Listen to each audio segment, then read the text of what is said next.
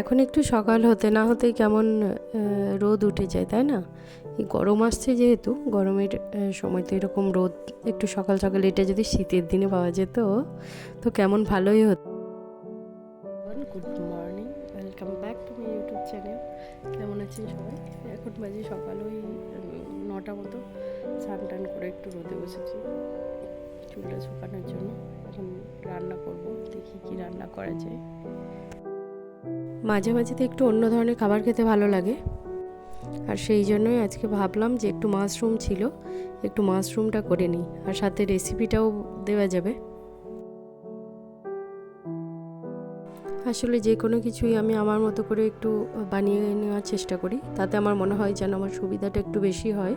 তো আজকে mushroom chilli mushroom করব, সেই জন্য মাশরুমটাকে ধুয়ে নিয়েছি ভালো করে। তার মধ্যে একটু ময়দা, একটু কর্নফ্লাওয়ার, সয়া সস, ডিম, সামান্য একটু লবণ দিয়ে মেখে রেখেছি।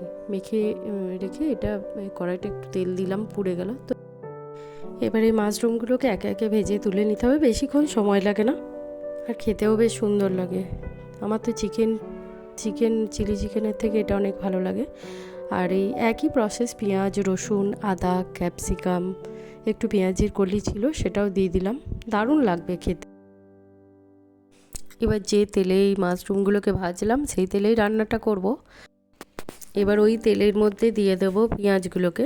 পেঁয়াজগুলো একটু মোটা করেই কেটে রেখেছি, খেতে দারুণ লাগে সিদ্ধ হওয়ার পর। এই তেলের মধ্যে পেঁয়াজগুলোকে দিয়ে ভালো করে একটু ভেজে নেবো। তার মধ্যে আদা, রসুন আর গোলমরিচ আমি একটু হালকা বেটে রেখেছিলাম, খুব একটা মিহি নয়, একটু দানা দানা থাকবে সেরকম অবস্থায়, সেটাও এখানে দিয়ে দেবো। আমার মনে হয় যেন এটাতে বেশি ভালো লাগে খেতে। চিলি চিকেনের ক্ষেত্রেও করে দেখতে পারেন, ভালো লাগবে।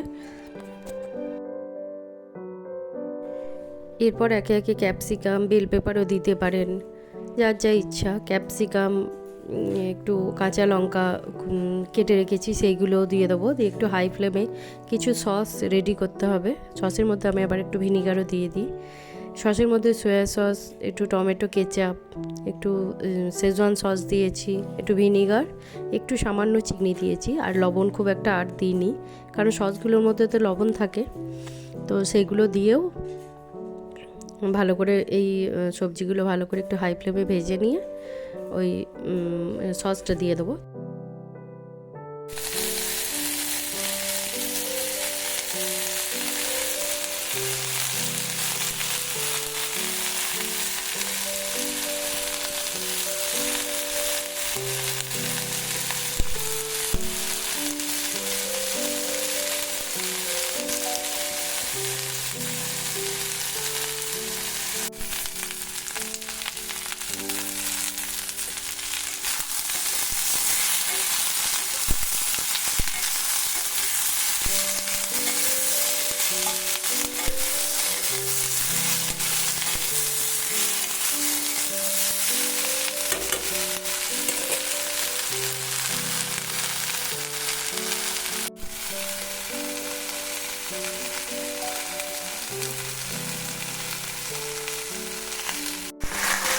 ব্যাস, এবার ভালো করে একটু মিশিয়ে নিতে হবে।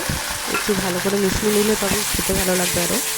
আর এই চিলি মাশরুমটা এত দুর্দান্ত খেতে হয়, আপনি যে কোনো কিছুর সাথেই খেতে পারেন। এমনি পকোড়াগুলো করার পর মাশরুমের শুধুও খেয়ে নিতে মন করে।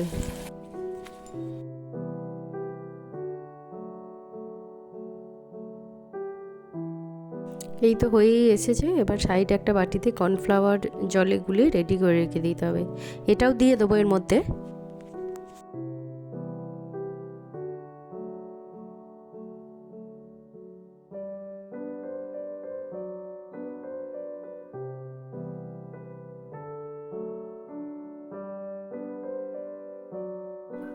তো এইভাবেই আপনারা চাইলে তৈরি করে নিতে পারেন। বেশ সুন্দর ঝাল ঝাল, একটু গোলমরিচ যেহেতু দেওয়া আছে, লঙ্কাও দেওয়া আছে, ঝাল ঝাল দারুণ টেস্টি একটা মাশরুমের রেসিপি, চিলি মাশরুম। খুবই সুন্দর হয় খেতে।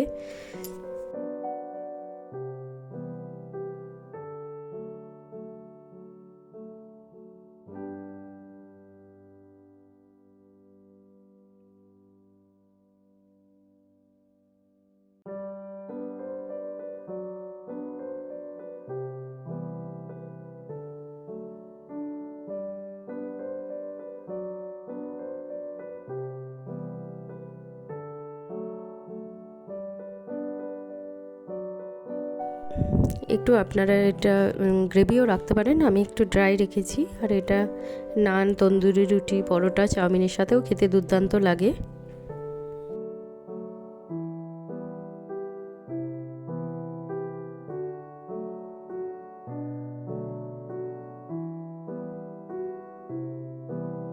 পর আবার চলে এসেছি আপনাদের সাথে গল্প করতে।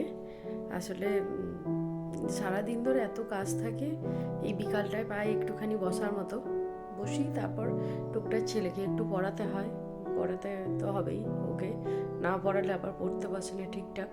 পড়ে না নয়, তবে আমি একটু বসলে আরও বেশি ভালো পড়ে আর কি। তো এইভাবেই চলতে থাক, ভালো খারাপ মিশিয়ে জীবন আমাদের।